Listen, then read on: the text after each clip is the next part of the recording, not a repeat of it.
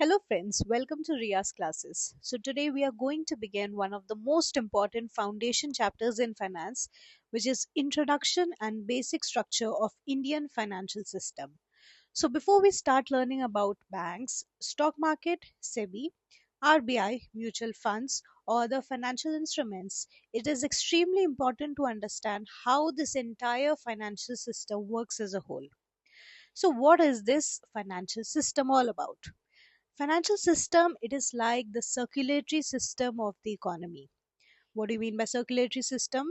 So just like blood carries oxygen as well as nutrients to different parts of the body, so this financial system, it carries money as well as other financial resources to different sectors of the economy.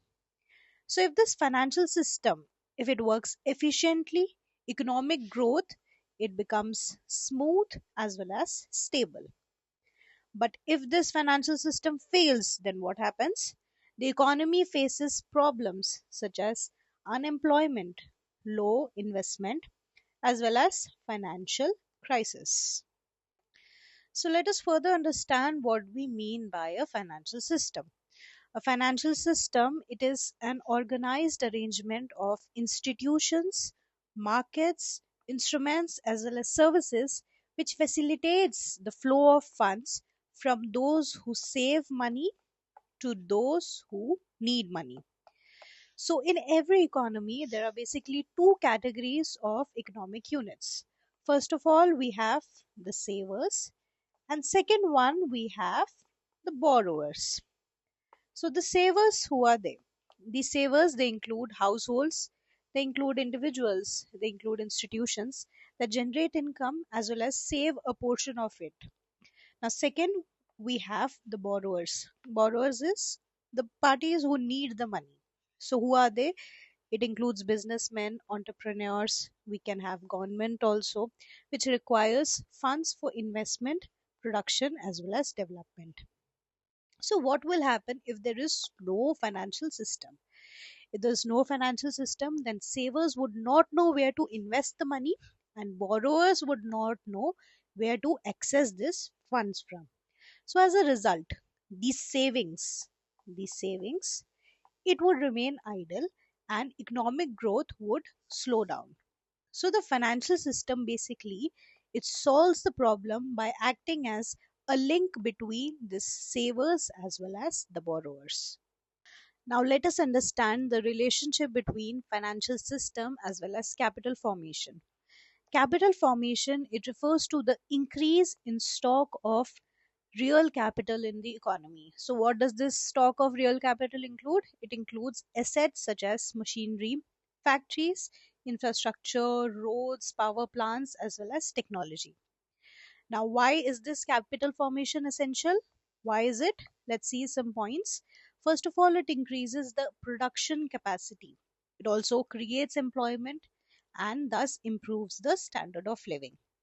So this capital formation basically, it takes place through three interrelated processes. So let us see these processes. First we have the savings, second one we have finance, third one we have investment. So this first process of savings. So what is savings?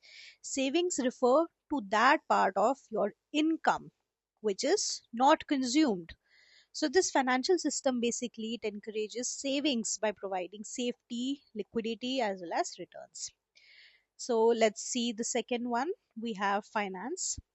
So finance basically means mobilizing savings and making them available to the investors, through which? Through banks as well as financial market.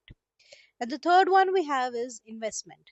So investment basically occurs when these borrowed funds, the funds we have borrowed from banks as well as financial market, etc.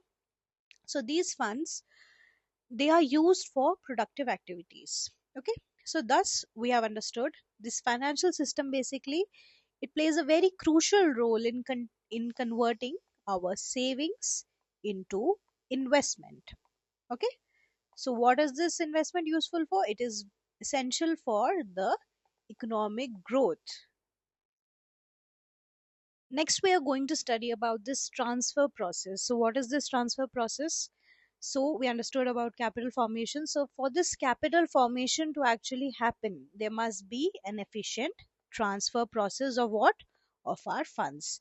So, in an economy, we know some units generate more income than they spend, and these are called as the surplus units, saving surplus units. And we have other units which spend more than their income, like us, which are, so these are called as saving deficit units. Okay, so we have these deficit units. So the financial system basically provides an institutional mechanism through which these surplus funds, it is transferred from the surplus units to these deficit units. So for this transfer to take place, it happens through these three entities. First, we have, it happens through banks. Then we have financial institutions, as well as we have the financial markets. So this process basically ensures that money does not remain idle with the surplus units, and instead it is used for productive purpose such as business expansion as well as infrastructure development. So without this transfer mechanism, savings would not reach the investors and economic development would be severely affected. Now let us look at the basic structure of the Indian financial system. The financial system is basically composed of five major components which work together. The first component we have is financial institutions. So basically, they act as the intermediary between the savers as well as the borrowers. The second component we have is financial market. Financial markets, what do? They provide a platform where financial assets, it is created as well as it is traded. The third component we have is of financial instruments. So these represent the legal claims on income or assets. The fourth component we have, it is of financial services. So these supports the functioning of the market as well as the financial institutions. Lastly, we have our favorite financial regulators for which we are studying. So they ensure stability, transparency, as well as fairness. So together, all these five components, they ensure the smooth functioning of our financial system. Financial institutions, roles and types. So let us understand this topic. Financial institutions, they are the backbone of the financial system. They perform the role of financial intermediaries by mobilizing the savings, allocating funds, as well as managing the risk in an economy. So, financial institutions, we can classify them into two categories. Uh, First, we have banking financial institutions. Second category, we have non-banking financial institutions. Now, NBFCs, they do not create money, but they provide credit as well as financial services. An important function of financial institution is transmutation effect. So let us understand what this is. It means converting one type of financial contract into another so that it suits both the savers as well as the borrowers. Now, let us understand the economies provided by the financial institutions. So, financial institutions, it provides several important advantages called as the economies. So, first one is the convenience. So, what is convenience? We know it provides easy access to financial services. Second one is lower risk, because by pooling funds, it reduces individual risks through diversification. The third one we have is expert management.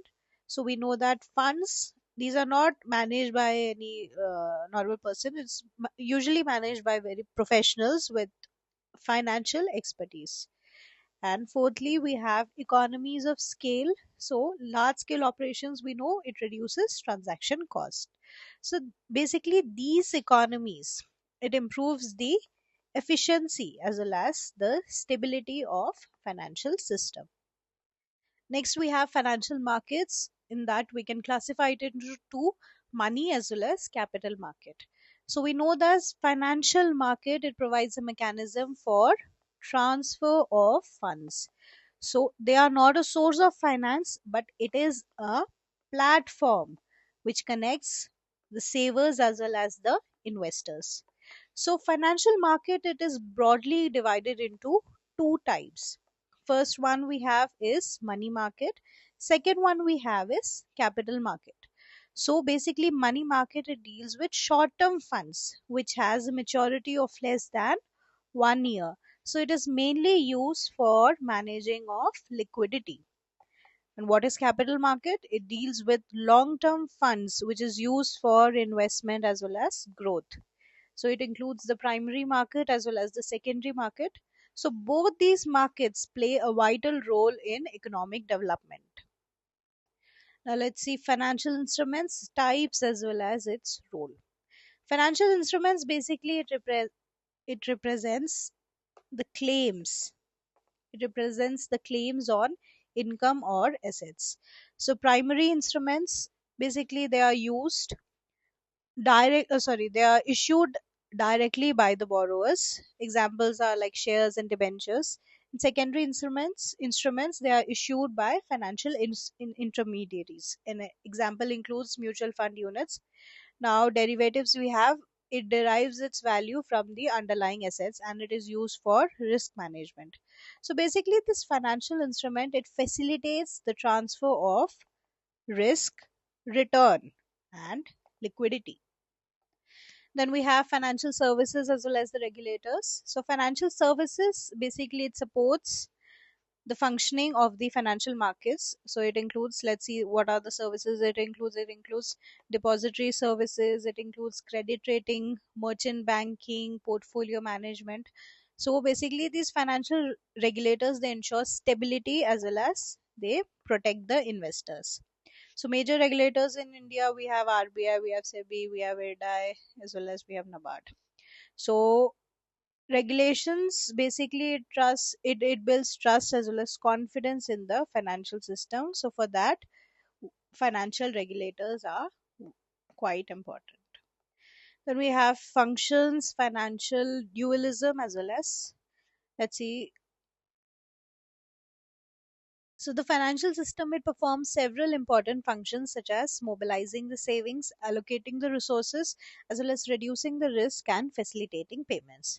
So this financial dualism basically it refers to the coexistence between the formal as well as the informal financial system. So what is informal financial system? Informal system, it includes our money lenders, chit funds as well as the local saving groups. So, to conclude, the Indian financial system basically plays a central role in the functioning of the economy. It connects the savers as well as the borrowers, mobilizes savings, channels funds into productive investment, and supports economic growth as well as development. So, through its key components, which is financial institutions, financial markets, financial instruments, financial services, as well as financial regulators, the financial system ensures that the financial resources it is used efficiently, safely, as well as productively. A well developed financial system, it not only promotes capital formation but also reduces the risk, improves liquidity, as well as builds confidence among investors as well as the institutions. So this is why financial system is rightly called as the backbone of modern economy. So, understanding this basic structure is extremely important because every advanced topic in finance is built on this foundation only. So, once this topic is clear, topics like banking, money market, capital market, as well as financial regulation, it becomes much easier to understand. So, in the next lectures, we'll go deeper into each of the component of the financial system, starting with the financial institutions, financial markets in a simple exam oriented manner. So make sure you stay tuned to Ria's classes, subscribe to the channel, and keep learning with us step by step. Thank you for watching, and I'll see you in the next class.